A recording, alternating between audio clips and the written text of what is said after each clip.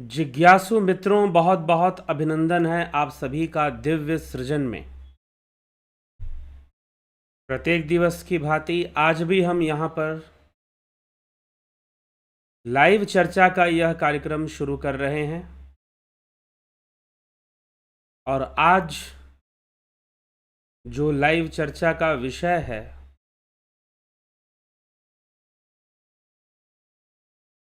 तपस्वियों से बड़ा है योगी। तपस्वी बड़ा या योगी, ज्ञानी बड़ा या योगी, बड़ा कौन है? तपस्वी और योगी में बड़ा कौन है?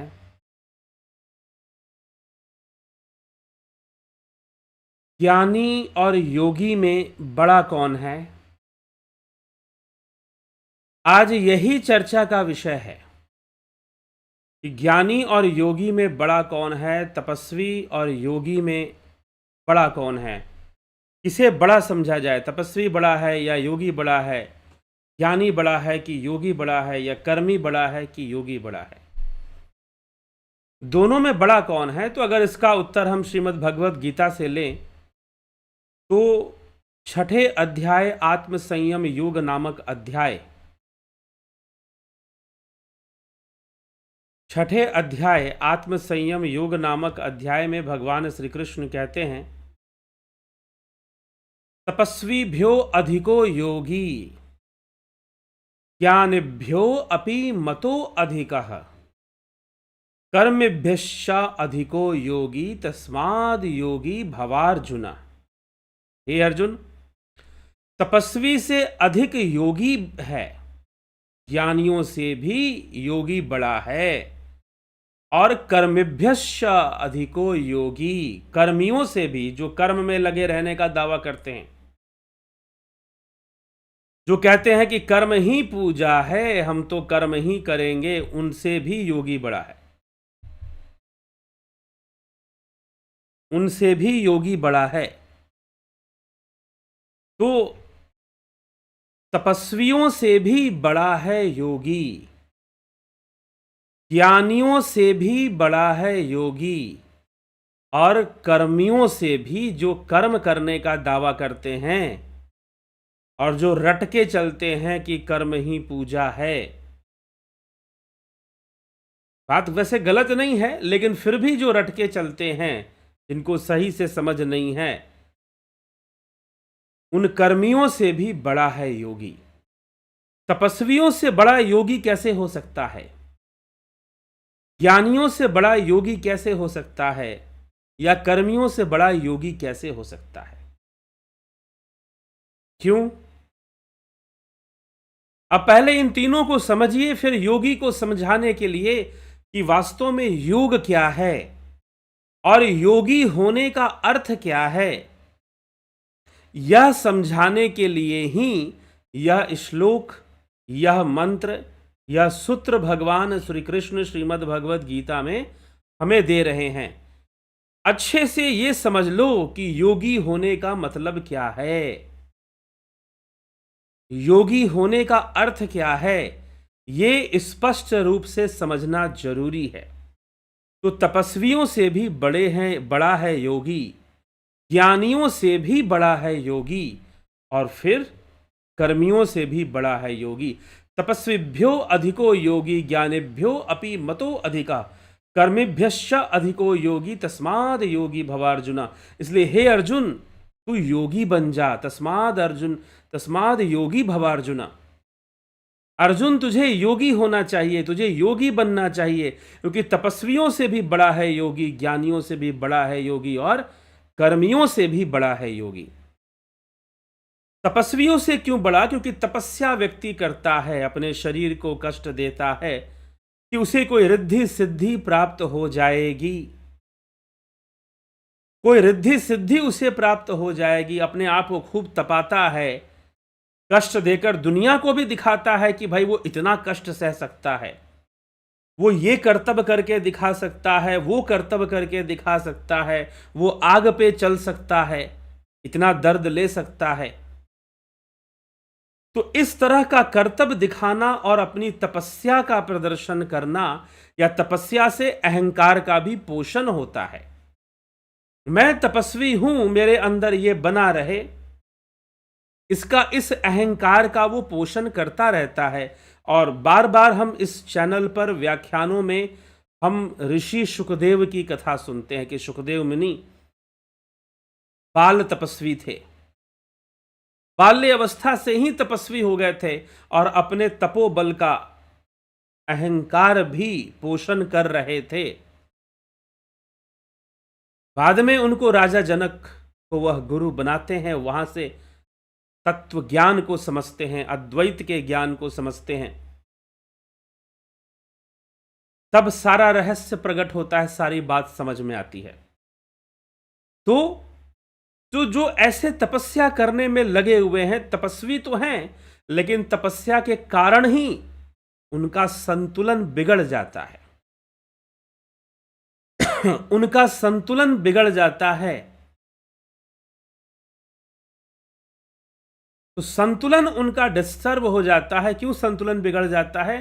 क्योंकि अनावश्यक तपस्या करने में लग जाते हैं, अत्यधिक तप करने में लग जाते हैं, शरीर को अत्यधिक पीड़ा देने में लग जाते हैं और अपना अहंकार पोषण भी करते हैं साथ में।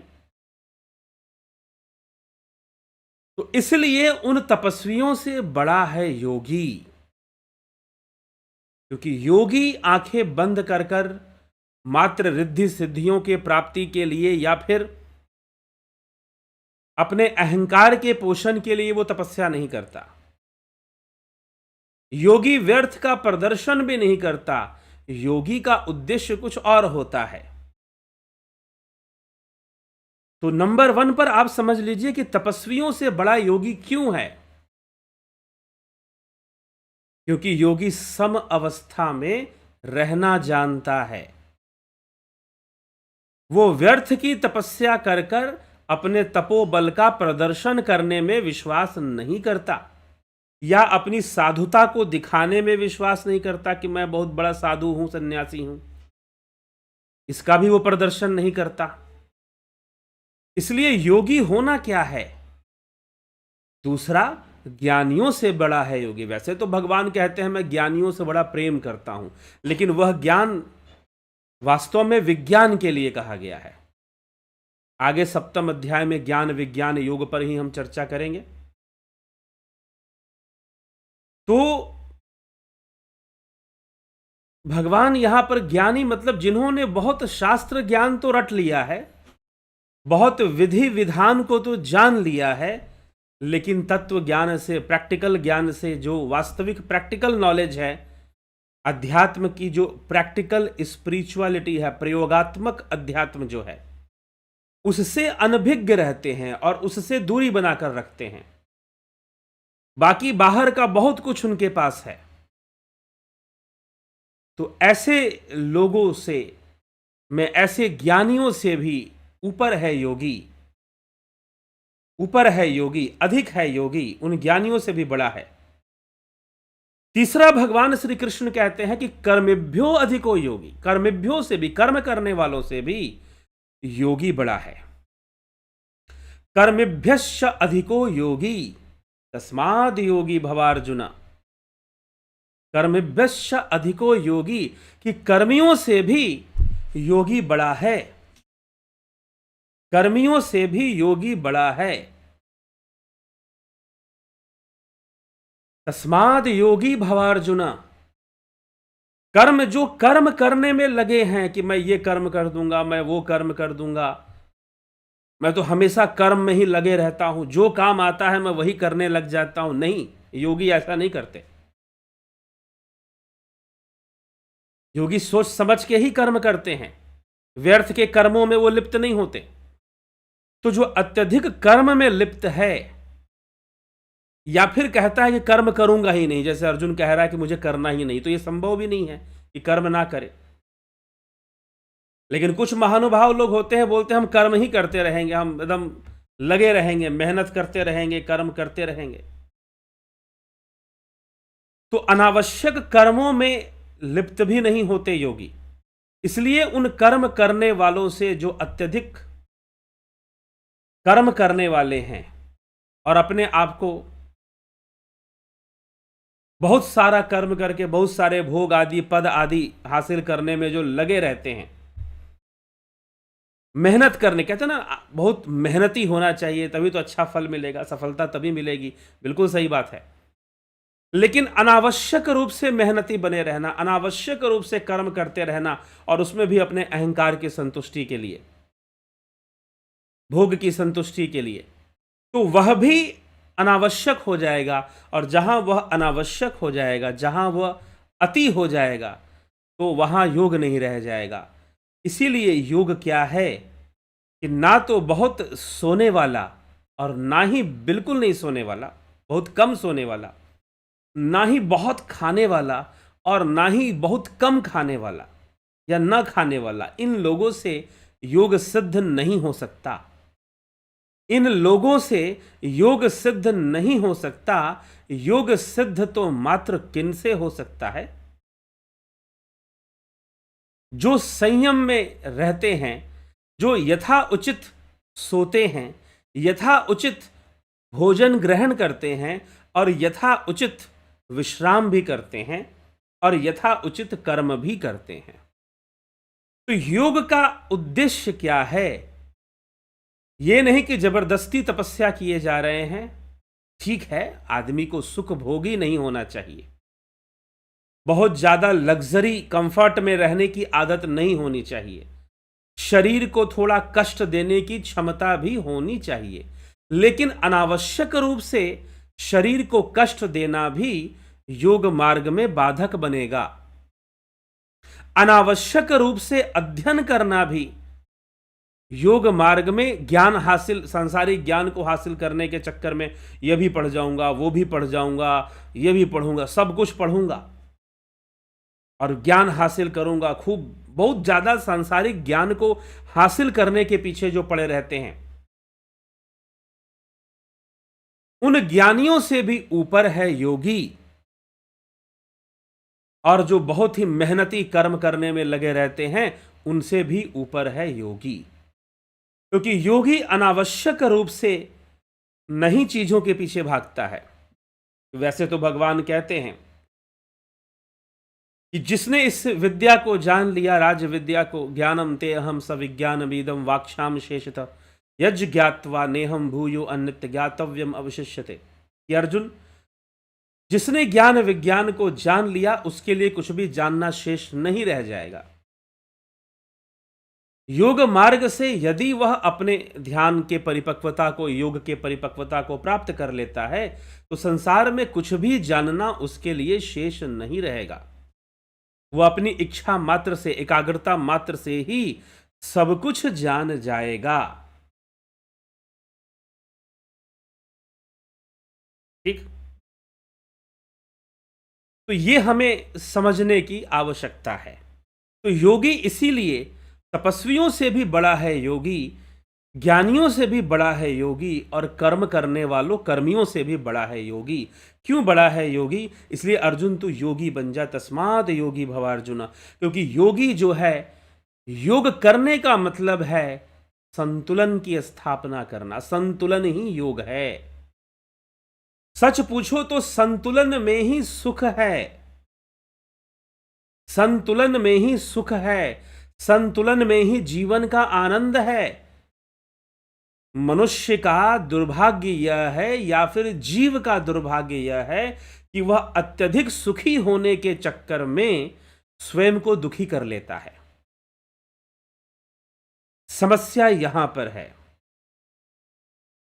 कि वह स्वयं को सुखी करने के चक्कर में अत्यधिक दुखी कर लेता है। इस विडंबना से अपनी रक्षा करने की आवश्यकता है।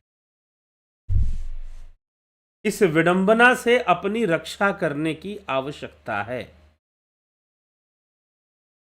कि हम इस दुर्भाग्य से, इस ऐसी स्थिति से अपनी रक्षा करें। क्योंकि हम सुखी होने में दुखी होते, क्यों? क्योंकि संतुलन बिगड़ जाता है। बस ये संतुलन बनाने का नाम ही योग है। अगर आप योग की अवधारणा को समझना चाहते हैं, योग के कॉन्सेप्ट को क्लियर करना चाहते हैं, तो क्या कहा जाएगा? क्या बहुत सारे खूब आसन कर लेंगे, हम बॉडी को खूब ट्विस्ट कर लेंगे, घुमा फिरा देंगे, तो क्या योग हो जाएगा? जी नहीं, ऐसा भी तो नहीं है। तो कुल मिलाकर जो योग का कॉन्सेप्ट है वो संतुलन को बनाए रखना, एक संतुलित जीवन जीना, और उसके लिए हर प्रकार का शारीरिक संतुलन, मानसिक संतुलन, आध्यात्मिक संतुलन होना चाहिए। तो शारीरिक संतुलन के लिए हमें हठ योग का थोड़ा सहारा और ध्यान योग भी करना चाहिए। मानसिक संतुलन के लिए तो विशेष रूप से ध्यान योग करना ही चाहिए, और पूर्णतः आध्यात्मिक संतुलन के लिए भी ध्यान योग की पराकाष्ठा को प्राप्त करना चाहिए। क्योंकि जो ध्यान योग है उससे क्या होगा? अगर हम षटकर्म आदि क्रियाएं योग के करते हैं तो वात पित्त कफ संतुलन में आएंगे। प्राणायाम आदि हम करते हैं, वात पित्त कफ संतुलन में आएंगे, ध्यान अच्छा लगेगा। जब ध्यान होगा तो फिर सतोगुण, रजोगुण, तमोगुण भी संतुलन में आएंगे, और जब पूरी तरह से संतुलन में आ जाएंगे तीनों गुण, तो निर्वाण हो जाएगा, कैवल्य हो जाएगा, मोक्ष हो जाएगा। तो संतुलन ही मोक्ष है, संतुलन ही मोक्ष है, और स्वयं की ओर बढ़ना मोक्ष है, स्वयं को जानना मोक्ष है।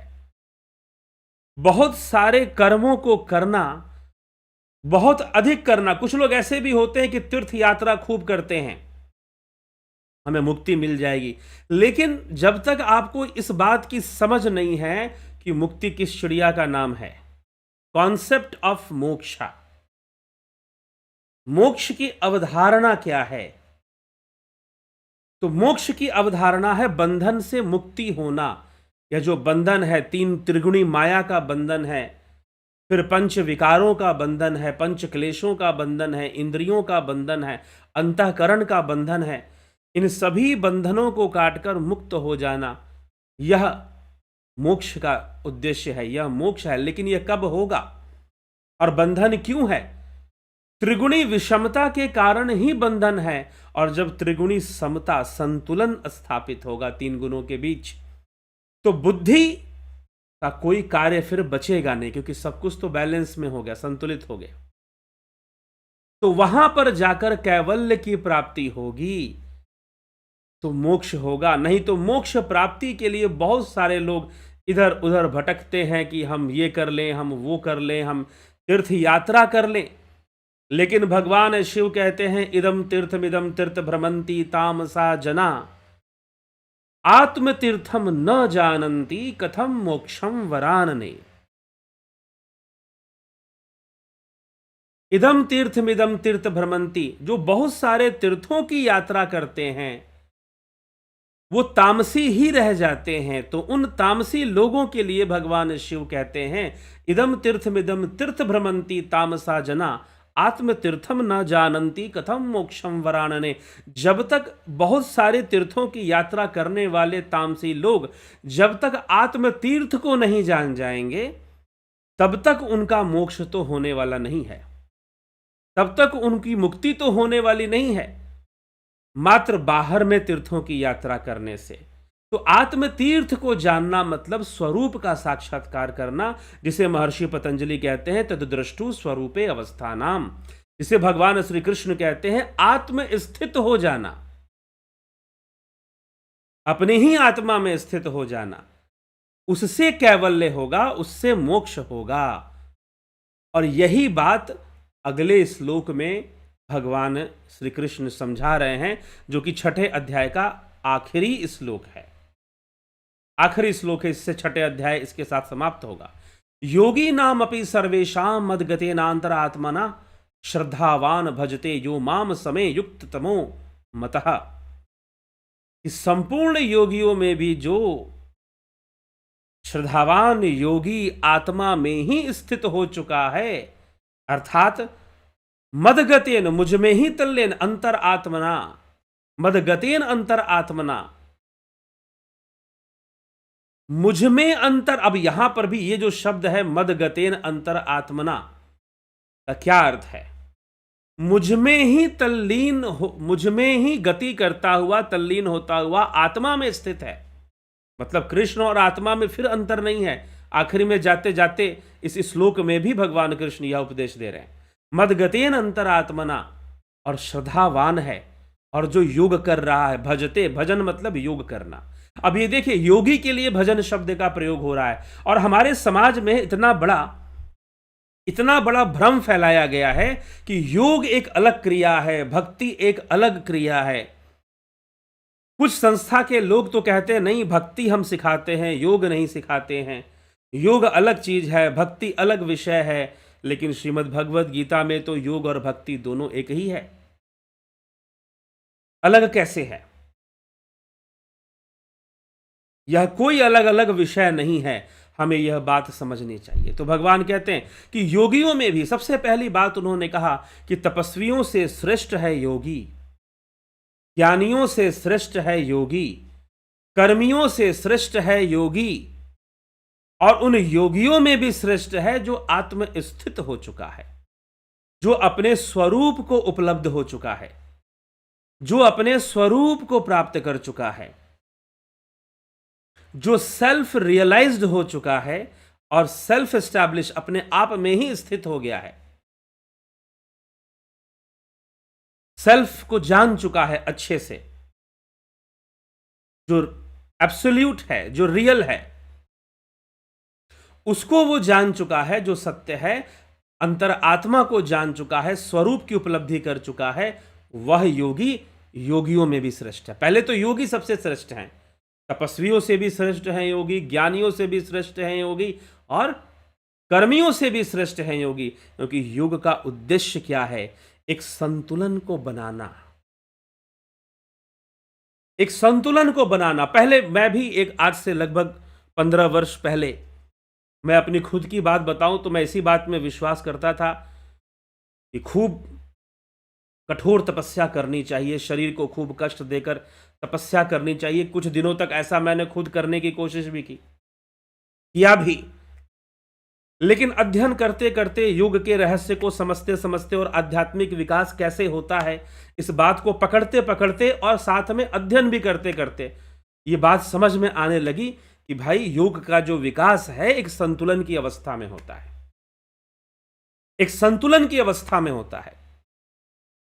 श्रीमद् भगवद गीता में भगवान कृष्ण इसी रहस्य को प्रकट कर रहे हैं। लेकिन संतुलन की अवस्था बनाए रखने के लिए अपनी ईमानदारी जरूरी है, स्वयं के प्रति ईमानदार होना जरूरी है, अगर आपको योग में विकसित होना है तो। एक संतुलन की अवस्था बनाएंगे तभी जाकर योग में विकास हो पाएगा। यह बात समझ में आने लगा, और शरीर को बहुत कष्ट देने से कई बार उल्टा योग में जो विकास होना है वो रुक जाता है, होने के बजाय उल्टा ही हो जाता है, फिर ऐसा भी हो जाता है। और ज्यादा कष्ट देने से कई बार मन भी बहुत तीव्र प्रतिक्रिया देता है। होगा क्या, ज्यादा तपस्या कर ली, खूब कष्ट दे दिया शरीर को, फिर अचानक से मन करेगा अरे कुछ नहीं हो रहा, कोई रिद्धि सिद्धि नहीं आ रही है, कुछ नहीं हो रहा, छोड़ो हटाओ, नहीं करेंगे अब। मन ऐसा प्रतिक्रिया दे देगा, मन ऐसा रिएक्शन दे देगा, ऐसा भी हो जाता है। इसीलिए इस बात को गहराई से समझने की आवश्यकता है कि एक संतुलन की अवस्था में ही योग का विकास होता है, एक संतुलन की अवस्था में। और योगी जो है उस संतुलन के लिए कार्य करता है, न कि मात्र खूब तपस्या कर कर कोई बहुत बड़ी सिद्धि प्राप्त करने के लिए या दुनिया को दिखाने के लिए, खूब ज्ञान हासिल कर कर, खूब शास्त्रों को रट कर, या सांसारिक बातों का बहुत ज्ञान कर कर बस अपना अहंकार संतुष्ट या इधर उधर प्रदर्शन करने के लिए भी नहीं।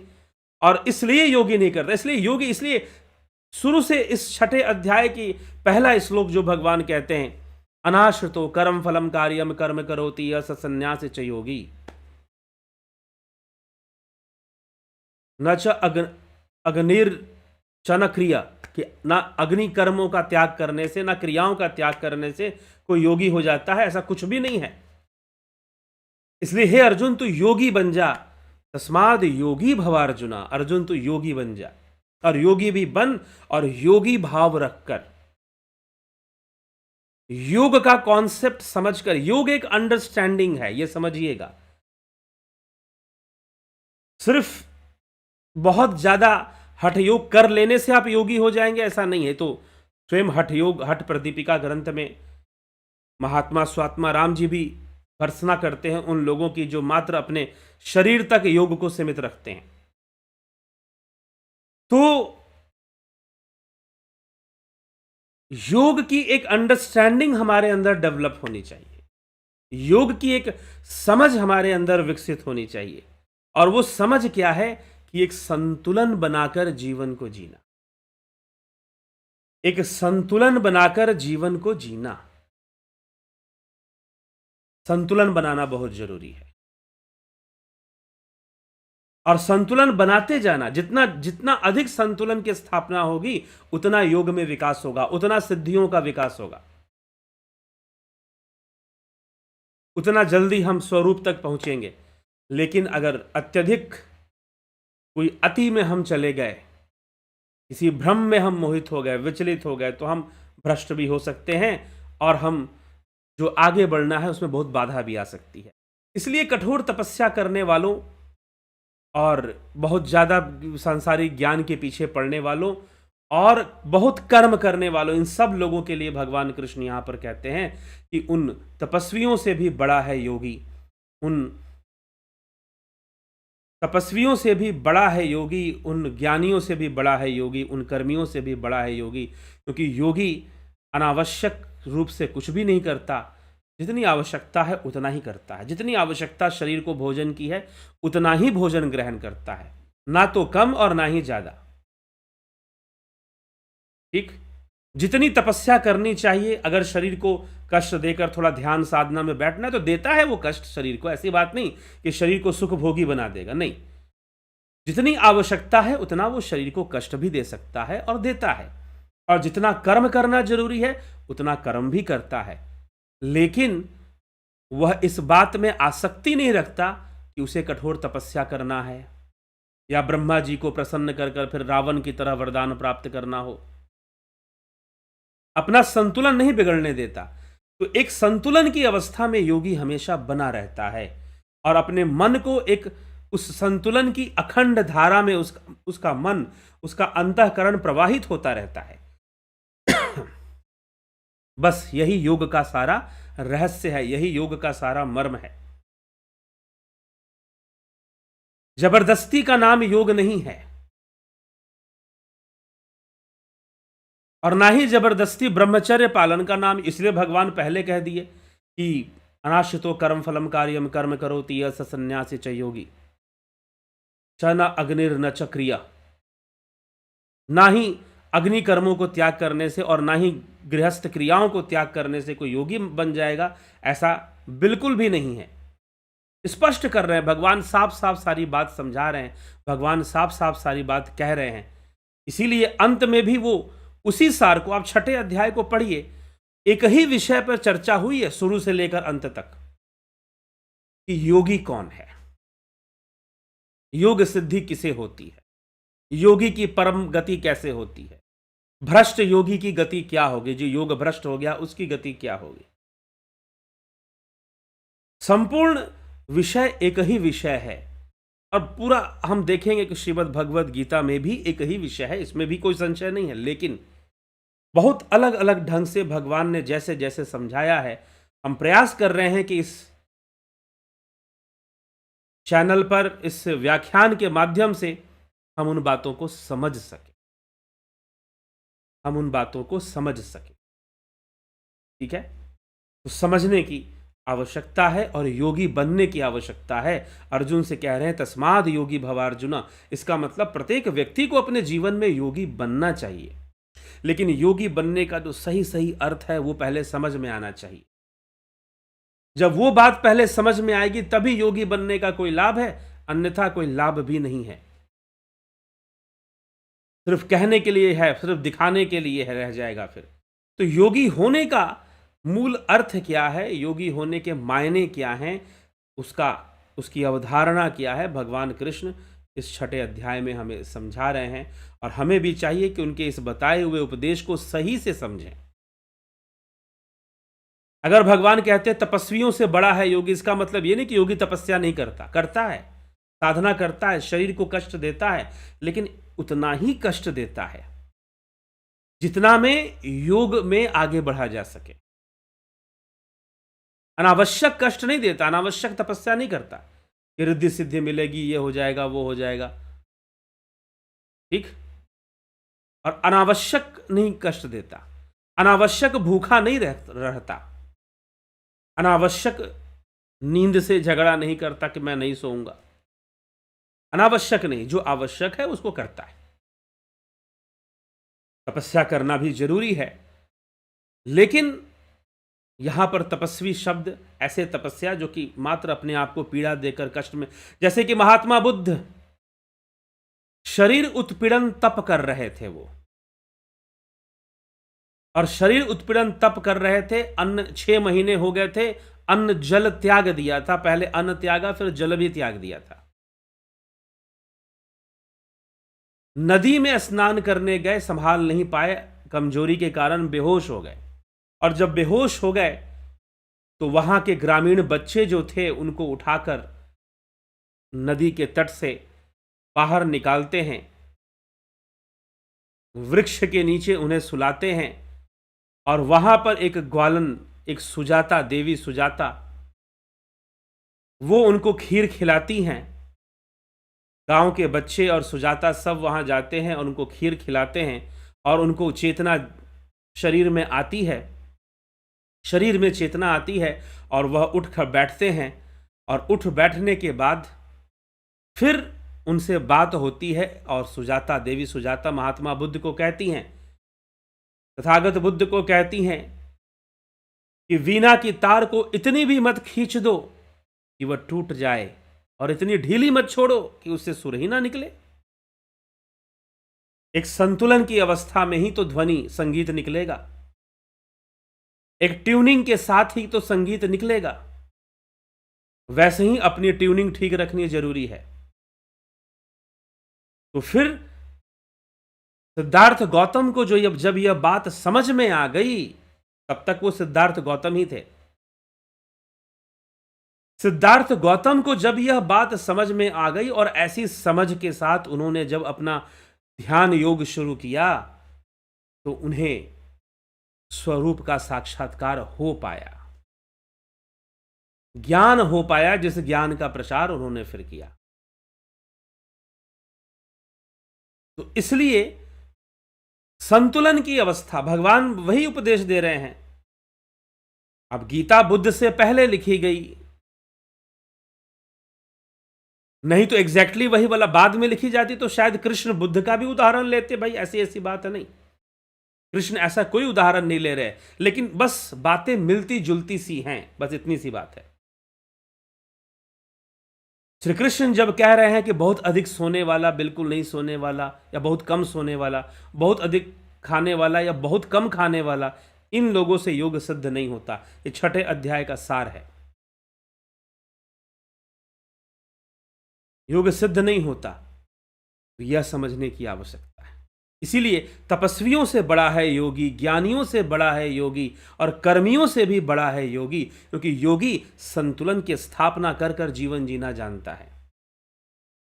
उसके लिए संतुलन का विज्ञान ही सर्वोपरि है, और संतुलन बनाए रखते हुए ही अपनी साधना को वो आगे बढ़ाता है, और उसमें सफलता प्राप्त तभी कर पाता है जब संतुलित रहता है। तो इसलिए यह संतुलन के सिद्धांत को समझना जरूरी है। यही योग सिद्धांत है, और इसी के आधार पर ये सारी बातें भी की जा रही हैं। भगवान कृष्ण जो कह रहे हैं कि तपस्वियों से बड़ा है योगी, ज्ञानियों से बड़ा है योगी, ज्ञानियों से बड़ा है योगी, तपस्वियों से बड़ा है योगी, कर्मियों से बड़ा है योगी। इसलिए तो योगी अर्जुन तू भी तस्माद योगी भवार्जुना, अर्जुन तू भी योगी बन जा। और उन 47वें श्लोक में उन योगियों से भी बड़ा है जो आत्मा में ही स्थित है, जो आत्म स्थित हो गया, स्थित प्रज्ञ हो गया है, वह उन सभी योगियों में श्रेष्ठ योगी बन जाता है फिर। तो यह सारा विषय है ध्यान योग। यह जो ध्यान योग का कोर्स है, यह भी एक अनुसंधान करते हुए, एक संतुलन बनाते हुए ध्यान योग करने की विधि बताई गई है। जबरदस्ती कुछ करने के लिए नहीं कहा गया है। संतुलन के सिद्धांत को समझते हुए ही, क्योंकि संतुलन की अवस्था में ही दिव्य अनुभूतियां संभव हैं। ठीक। तो संतुलन की अवस्था को बनाए रखते हुए ही योग करना है। ध्यान योग का यही उद्देश्य है। इसलिए ध्यान योग का जो कोर्स है वह 20 फरवरी से शुरू हो रहा है। आप सभी इसका लाभ अवश्य उठाएं, लाभान्वित हो इससे, और लाभान्वित होकर अपना कल्याण करें और समाज कल्याण में लगे। समाज के कल्याण हेतु भी प्रयासरत रहें, क्योंकि समाज कल्याण हेतु तो कार्य करना पड़ता है, अभियान चलाना पड़ता है। तो इस प्रकार से यह योग का, यह कार्यक्रम ध्यान योग का ऑनलाइन कोर्स प्रत्येक महीने होता है। आप इससे लाभान्वित हो सकते हैं, लाभ उठा सकते हैं। तो चलिए आगे हम बढ़ते हैं और आपके कमेंट्स भी देख लेते हैं।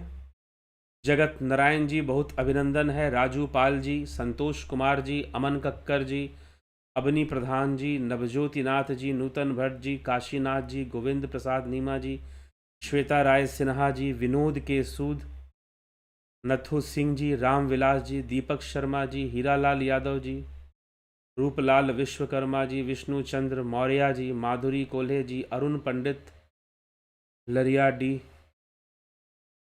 शॉट, अभिनंदन है आपका। आशा रानी जी, बलवंत सिंह गोहिल, आशा रानी, क्या तपस्या योग नहीं है? जी नहीं, इस पे तो चर्चा हो गई। किसी विशेष परिस्थिति में तपस्या योग नहीं है, वो सब हमने स्पष्ट कर दिया। अनावश्यक रूप से तपस्या, योग में तपस्या करनी पड़ती है, ऐसी बात नहीं कि नहीं करनी पड़ती है, लेकिन अनावश्यक रूप से तपस्या करने से उसका गलत ही परिणाम सामने आता है। पिन टू BSV, ओम तत्सत। विनोद कुमार शर्मा जी, बहुत अभिनंदन है। Kanhai Kumar ji, Satish Kumar ji, Ratan Singh ji, Arjan bhai Chauhan, Bimla Shah, Ganesh Ambekar. A book, Autobiography of Yogi, it mentioned after Samadhi of Sri Yukteswar, he come to meet in flesh body to Sri Yogananda Paramhansa. Does it possible? Please enlighten on this. देखिए, autobiography of योगी, यह possible है कि नहीं possible है? तो एक सिद्ध योगी तो ऐसा कर सकता है। पतंजलि योग सूत्र प्रमाण है इसके लिए। इसीलिए अभी किसी ने मुझे, अभी कुछ दिन पहले किसी ने पूछा था कि क्या जब समाधि लग जाती है तो शरीर डेड हो जाता है क्या? बॉडी डेड हो जाती है क्या? अब प्रश्न ये है कि कौन सी समाधि है, संप्रज्ञात या असंप्रज्ञात? अगर संप्रज्ञात समाधि है तो शरीर डेड नहीं होगा, लेकिन अगर असंप्रज्ञात समाधि, निर्बीज कैवल्य की प्राप्ति हो रही है तो वहां पर शरीर मृत समान तो हो ही जाएगा, लेकिन जीव का भी लय हो जाएगा। ठीक है, नहीं डेड होगा अगर असंप्रज्ञात है तो। अब बात आती है सिद्धि प्रयोग की, पर काया प्रवेश। जैसे आदि गुरु शंकराचार्य ने पर काया प्रवेश, तो महर्षि पतंजलि जब पर काया प्रवेश की चर्चा करते हैं विभूति पाद में, तो वह पर काया प्रवेश को सिद्धि मानते हैं, ना कि समाधि मानते हैं। ये ध्यान रखिएगा, इसका डिफरेंस समझ लीजिए। सिद्धि मानते हैं ना कि समाधि मानते हैं, और संयम से सिद्धि होती है, यह भी कह देते हैं। धारणा, ध्यान, समाधि, इन तीनों को एक साथ संयम कहा जाता है, तो संयम से सिद्धि होती है। ठीक। तो अब यह दूसरा प्रश्न यह आता है कि भाई समाधि होती किसकी है? गणेश आम्बेकर जी, आपने ये प्रश्न किया है, तो मैं इस पर थोड़ा सा और डिटेल लेकर आपको इसका उत्तर दे रहा हूं। पीछे भी किसी ने प्रश्न किया था, एक और कुछ 2-3 दिन पहले, तो इसलिए मैं आज उसको एक्सप्लेन कर रहा हूं ज्यादा, ताकि उनको भी उत्तर मिल जाएगा। कोई शर्मा जी थे, कोई, उनको भी उत्तर मिल जाएगा। तो समाधि होती किसकी है? नंबर 1 बात, क्या समाधि स्थूल शरीर की होती है? क्या समाधि का संबंध स्थूल शरीर से है क्या? बिल्कुल नहीं है, यह बात ध्यान रखिएगा। समाधि का संबंध स्थूल शरीर से है ही नहीं। ठीक। क्योंकि समाधि क्या है? सम की अवस्था में होना, सम की अवधि में जाना, जहां पर सब कुछ सम हो जाएगा, तीन गुणों की समता स्थापित हो जाएगी। ठीक है? तो वह यह जो समाधि किसकी हुई? क्या स्थूल देह की हुई? स्थूल देह की तो नहीं हुई ना। ये किसकी हुई? सूक्ष्म देह की हुई। सूक्ष्म शरीर की समाधि होती है, ना कि स्थूल शरीर की समाधि होती है। पहले यह कॉन्सेप्ट क्लियर कीजिए। क्या यह बात समझ में आ गई कि समाधि किसकी होती है? स्थूल शरीर की समाधि नहीं होती है, सूक्ष्म शरीर की समाधि होती है। तो अब स्थूल देह को संभाल के करोगे क्या?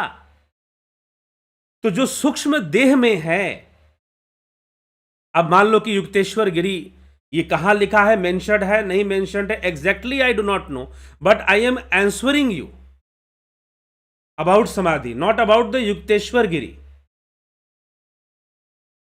आई am answering you only about the concept of samadhi. समाधि को लेकर जो बहुत सारे भ्रम हैं, बहुत तरह की बातें हैं। जैसे एक शिरडी के साईं को लेकर कहा जाता था कि 3 दिन के बाद वो उसमें अपने आप में लौट आए थे। कई लोग उनको योगी भी मानते हैं। तो ऐसी बातें हैं, लेकिन प्रश्न ये है कि यदि योगी समाधि सूक्ष्म देह की हो रही है, तो फिर वह योगी कितने भी रूप में प्रकट हो सकता है, क्योंकि वो सिद्ध योगी है। विभूतिपाद, पतंजलि योग सूत्र विभूतिपाद को पढ़िए।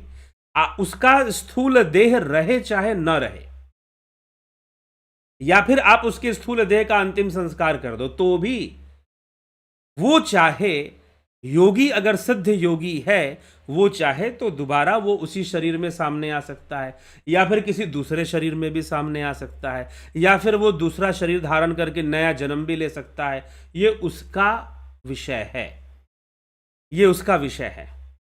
अब बात है कि योगानंद परमहंस के सामने आए, दुनिया के सामने तो नहीं आए ना। आपने कहा कि योगानंद परमहंस ने फ्लैश बॉडी में फिर उनसे मिले, तो योगानंद परमहंस के सामने आए, उनके शिष्य थे। अब ऐसे तो जीसस क्राइस्ट के बारे में भी कहा जाता है कि Jesus came after 3 days in front of his disciples, और मैथ्यू के सामने वो जाकर मिले थे, कुछ ऐसा कहा जाता है। समथिंग लाइक, कभी मैंने थोड़ा बहुत बाइबल को पढ़ने का प्रयास किया, थोड़ा बहुत क्या, काफी कुछ उसमें पढ़ा। तो इस तरह की घटनाएं आती हैं।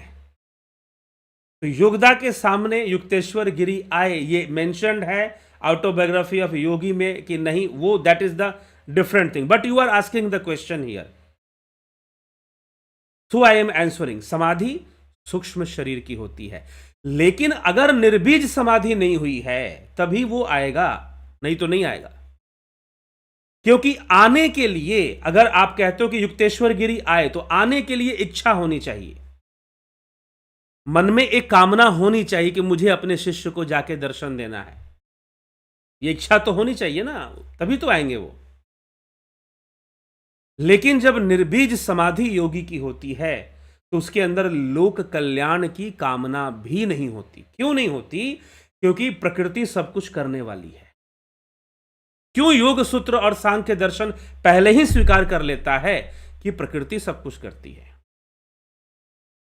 ठीक, भोग का साधन भी प्रकृति है और मोक्ष का साधन भी प्रकृति है। बाकी आप जो भी कहानियां गढ़ते हो ना कि गुरु जी मोक्ष दिला देंगे, गुरु ये कर देगा, गुरु वो कर देगा, वो भी प्रकृति का ही अंग है। वो प्रकृति के बाहर नहीं है गुरु, वो भी प्रकृति का ही अंग है। तो यह बात आप अच्छे से समझ लें, पहले इसको कॉन्सेप्ट क्लियर कीजिए। इसलिए पतंजलि योग सूत्र को गहराई से पढ़िए, बातें कटनी शुरू हो जाएगी। जो आजकल लोग बहुत तरह के समाधि उमाधि बात करते हैं और वो जो है बॉडी वॉडी को फ्रिज में रखते हैं, तो योग सूत्र पढ़ेंगे, कॉन्सेप्ट कटनी शुरू हो जाएगी वहां पर। हाँ, जो सिद्ध योगी है वो तो सिद्ध है, लेकिन वो सिद्ध है, वो जीवन मुक्त है। एक अवस्था है जीवन मुक्त की, वो जीवन मुक्त है, लेकिन निर्बीज समाधि को प्राप्त नहीं हुआ। निर्बीज जहां पर बीज रहेगा ही नहीं, और जब कोई संस्कारों का बीज नहीं रहेगा तो इच्छा कहां से, कामना कहां से? और आने की इच्छा कहां से होगी फिर कि वो आए? यदि पूर्ण समाधि जिसको हम कहते हैं, अगर पूर्ण समाधि हो गई है, कैवल्य हो गया है, योग सूत्र में जिसे कैवल्य कहा जा रहा है, अगर वो हो गया है, चित्त का लय हो जाता है भैया। और इच्छा होने के लिए चित्त होना जरूरी होता है। अब मीराबाई को दर्शन देने कृष्ण भी आए थे कलयुग में। मीराबाई कलयुग में हुई, कोई द्वापर में तो हुई नहीं थी। तो मीराबाई को दर्शन देने कृष्ण आए थे। श्री रामचंद्र जी भी दर्शन देने आए थे तुलसीदास जी को। ठीक है। तो एक भावना का एक अलग विज्ञान काम करता है, जहां भाव शक्ति काम करती है और आपका इष्ट आपके सामने प्रकट होता है आपकी भाव शक्ति से। आपकी भाव शक्ति से आपका इष्ट आपके सामने प्रकट होता है, वो एक अलग विज्ञान काम करता है वहां पर। लेकिन यहां पर योग में जो, क्योंकि ये आप स्पेशली योगानंद परमहंस के लिए कह रहे हैं, युक्तेश्वर गिरी आए और पूरी दुनिया में अनाउंसमेंट करें कि देखो मैं आ गया हूं, तो that will be different case. लेकिन जब वो स्पेशली योगानंद परमहंस को दर्शन दे रहे हैं, तो वो एक स्पेशल कैटेगरी में वो बात चली जाएगी। वो योगदा की अपनी कैपेबिलिटी भी वहां काम कर रही है, योगदा की अपनी भी सिद्धि वहां काम कर रही है। ठीक है। लेकिन अगर समाधि को समझना चाहते हैं तो समाधि स्थूल शरीर का समाधि नहीं होता। स्थूल जैसा है वैसा होगा, पंच तत्व से बना है, पंच तत्वों में लीन हो जाएगा ये स्थूल शरीर। ठीक। लेकिन जो जीव है, जिसके कर्म संस्कार हैं, जिससे अंतःकरण बन रहा है, उसकी समाधि होगी। तो समाधि का संबंध स्थूल देह से नहीं है, सूक्ष्म शरीर से है। तो यदि योगी अपना देह त्याग देता है और अपने शिष्य को वो चाहता है कि मैं दर्शन देने आऊं, जैसे महाअवतारी बाबा के बारे में कहा जाता है, जो कि युक्तेश्वर गिरी के गुरु श्री श्यामाचरण लाहिड़ी महाशय के भी गुरु थे। ठीक। नित्य अवतारी उनको माना जाता है। वो सूक्ष्म देह में ही विचरण करते हैं, मात्र विशेष लोगों को ही स्थूल देह में आकर दर्शन देते हैं। तो जो सिद्ध योगी है वो ऐसा कर सकता है, उसके पास भले ही स्थूल देह रहे चाहे ना रहे, वो दोबारा स्थूल देह का निर्माण कर सकता है। महर्षि पतंजलि तो यहां तक लिख रहे हैं कि योगी जीव का निर्माण कर सकता है, वो नए जीव बना सकता है अपनी सिद्धि से। ठीक है। यहां तक योग सूत्र में बातें बताई गई हैं, तो फिर ये क्यों नहीं हो सकता है? तो चलिए, लेकिन यह एक स्पेशल केस है कि वो योगदा को दर्शन देने आए। तो योगानंद परमहंस को अगर वो दर्शन देने आए, वो गुरु शिष्य का अपना विषय है, उसके पीछे योगानंद की अपनी साधना भी है, योगानंद परमहंस की अपनी भी साधना है, उनका भी अपना योग बल है, वो भी साथ में काम करता है, तब ऐसा हो पाता है। ठीक है। पीकू कुशाड़िया जी, घनश्याम सरोदे जी, मानवेंद्र सिंह जी, रमेश यादव जी, तुरीय अवस्था और निर्विचार या निर्विकल्प समाधि एक ही है? नहीं, तुरीय अवस्था, निर्विचार या निर्विकल्प समाधि पूरी तरह से एक नहीं, निर्विकल्प अलग है। निर्विकल्प मतलब कि जहां कोई विकल्प शेष नहीं रहता, निर्बीज हो जाता है, कैवल्य हो जाता है। तुरीय अवस्था वो अवस्था नहीं है। प्रथमेश जी, गंभीर शाह, राजेंद्र चौहान, राकेश गुप्ता, प्रेम सागर यादव, अनिल सोनी, किशोर वैद्य, सविता नायक, संदीप अरोड़ा, विराट रूप और हिरण्यमय कोश में क्या फर्क है? विराट रूप और हिरण्यमय कोश में क्या फर्क है? हिरण्यमय कोश से ही विराट रूप बताया गया है। ठीक। जीवराज बुआ, सौम्या शर्मा, अनिल सोनी, दीपक गोयल, शक्तिपात क्या है? शक्तिपात बस चेतना के विकास के लिए किसी योगी द्वारा जो प्रभाव प्राप्त होता है आपको, वही शक्तिपात है।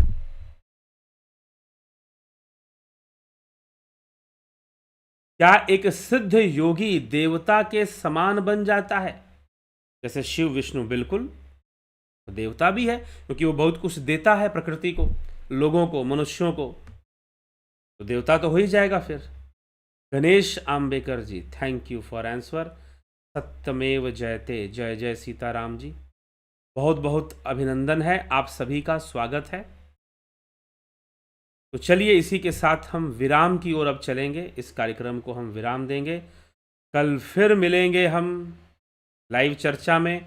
और ध्यान योग का कोर्स जो लोग ज्वाइन करना चाहते हैं या प्राकृतिक चिकित्सा का कोर्स जो लोग ज्वाइन करना चाहते हैं, वह इस नंबर पर संपर्क करेंगे 9661 फिर से मैं रिपीट कर रहा हूं, ध्यान से सुने और लिख लें 9661802459।